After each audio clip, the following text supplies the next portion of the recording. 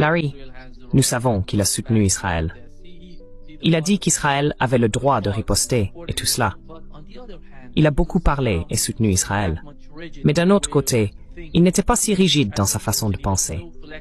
Comme tu l'as mentionné, il était très flexible.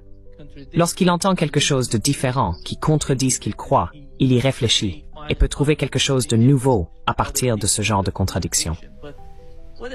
Mais ce qui s'est passé pendant, je pense que l'un des principaux, tu sais, disons-le ainsi, le fondement de ce qui se passe à Gaza, en Palestine, c'est le 7 octobre. Et il s'est exprimé dans un podcast à propos du 7 octobre en disant que, sans que les Israéliens soient informés et conscients de ce jour-là, cela n'aurait jamais pu arriver. Et voici ce qu'il a dit, Larry. Tout le pays est une forteresse. Lorsque j'ai entendu cette histoire pour la première fois, j'ai eu le même instinct viscéral qu'au début. J'ai vraiment du mal à y croire. Je suis allé à cette frontière de Gaza. On ne peut pas faire 3 mètres sans tomber sur un jeune de 19 ans armé d'un AR-15 ou d'une mitrailleuse automatique qui est un soldat de Tsahal. N'est-ce pas? Tout le pays est sous surveillance. Laissez-moi donc expliquer cela. On ne parle pas souvent de la politique israélienne et la plupart des Américains ne le savent pas. Depuis 9 mois, Israël est au bord de la guerre civile. Ce n'est pas une exagération. Cette histoire judiciaire, il y avait des centaines de milliers d'Israéliens dans les rues parce que Bibi Netanyahou était en train de redéfinir la constitution israélienne. Ce n'est pas une exagération. Il disait que le pouvoir judiciaire avait trop de pouvoir.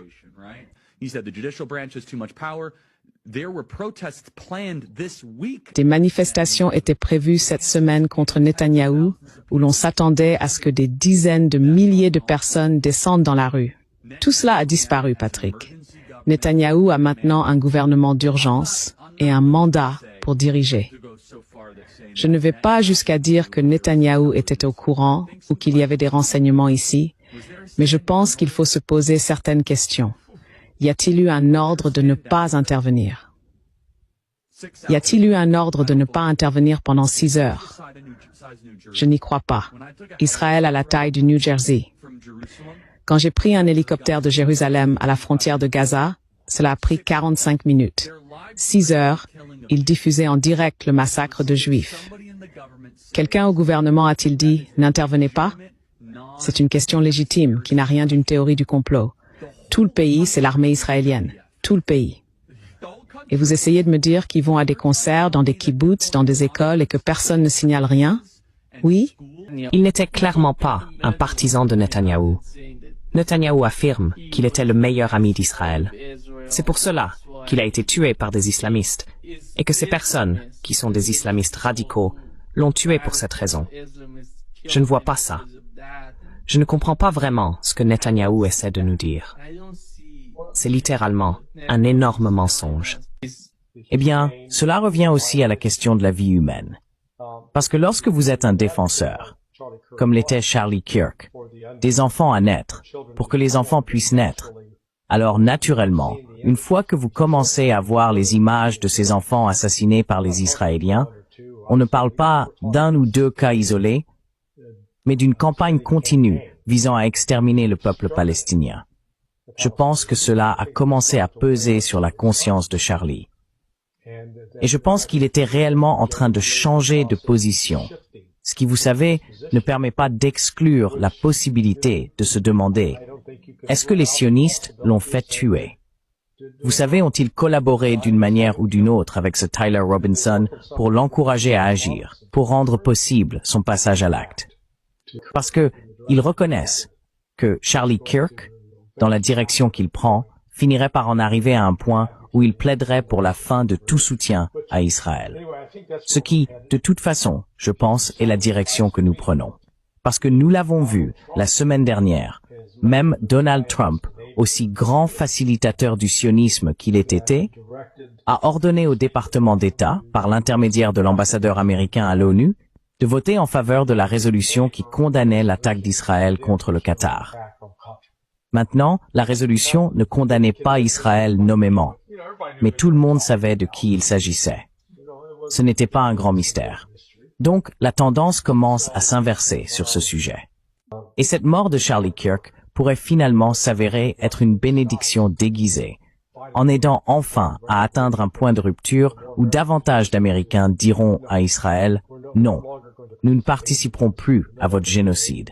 Nous ne permettrons plus vos meurtres. » Donc je pense que ce que nous avons vu, c'est que Charlie Kirk n'était pas un idéologue rigide, ou l'on pourrait dire qu'il était très ferme dans sa conviction de protéger la vie des enfants à naître, de protéger les enfants en général, que ce soit contre les prédateurs sexuels, la violence ou la pauvreté. Ce sont des choses auxquelles, en raison de sa foi chrétienne, il accordait une grande importance. Donc, espérons que ce qui ressortira de cette tragédie sera un engagement renouvelé envers ses valeurs de la part de ceux qui le suivaient. Ce n'était pas seulement à propos d'Israël, Larry. Il avait une vision différente de tout le Moyen-Orient. Parce que je ne sais pas si tu as entendu, mais Tucker Carlson a parlé d'aller à la Maison-Blanche et de discuter avec Donald Trump de l'Iran dans l'émission de Megyn Kelly. Voici ce qu'a dit Tucker Carlson, Larry. Je veux dire, vraiment, il était l'une des seules personnes à aller voir le président qu'il aimait. Il aimait personnellement Donald Trump aussi. Et je pense que le président l'aimait vraiment, d'une manière sincère. Mais il était l'un des seuls à se rendre dans le bureau ovale et à dire « Monsieur, je comprends parfaitement et je pense que l'Iran est vraiment dangereux. Mais une guerre avec l'Iran n'est pas. » Vous voyez ? C'est quelque chose qui pourrait vraiment nuire à notre pays. Franchement, c'était une position très impopulaire. Il n'avait pas besoin de l'exprimer, bien sûr, il l'a fait. Encore une fois, il n'avait pas de motivation étrange. Il n'en voulait à personne. Il agissait pour son pays et il voulait faire ce qui était juste, sage et difficile. Et il a dit qu'il était allé dans le bureau ovale pour dire cela. Il a subi d'énormes critiques de la part de ses propres donateurs, ce qui est aussi quelque chose qu'on ne voit pas souvent. Et il aimait ses donateurs, ce n'était pas hostile, mais ils avaient un point de vue différent. Beaucoup d'entre eux, pas tous, mais beaucoup, et ils le lui ont fait savoir de façon très intense. Je le sais parce qu'il me l'a montré. Et il a dit, écoutez, je comprends votre point de vue. Voici le mien. Et nous allons faire ce que nous pensons être la bonne chose, la chose sage. Voilà. Vous voyez le fondement du mouvement MAGA. Cet homme incarne, littéralement, la base de MAGA. C'est à nouveau l'Amérique d'abord. Il n'est pas intéressé à faire la guerre pour Israël ou pour qui que ce soit d'autre. C'est pourquoi il demande à Donald Trump de ne pas aller attaquer l'Iran à cause de cela. Quelle est votre compréhension de cela? Et dans quelle mesure cela représentait-il une menace pour l'establishment, pour ceux qui tiennent les rênes du pouvoir? Je pense que Charlie Kirk, de par la direction qu'il prenait, représentait une menace considérable. C'est pourquoi on ne peut pas exclure que sa position concernant le soutien inconditionnel à Israël, le fait d'aller à l'encontre de cette position, l'ait mis en danger et fait de lui une cible au point que des efforts aient pu être déployés pour activement encourager. Vous savez, je ne dis pas qu'Assad a directement visé Charlie, mais je sais aussi qu'il y a des choses que les agences de renseignement peuvent faire pour tenter d'inciter des tiers, comme Tyler Robinson, à agir en pensant qu'ils agissent de leur propre chef, alors qu'on leur a soufflé une histoire.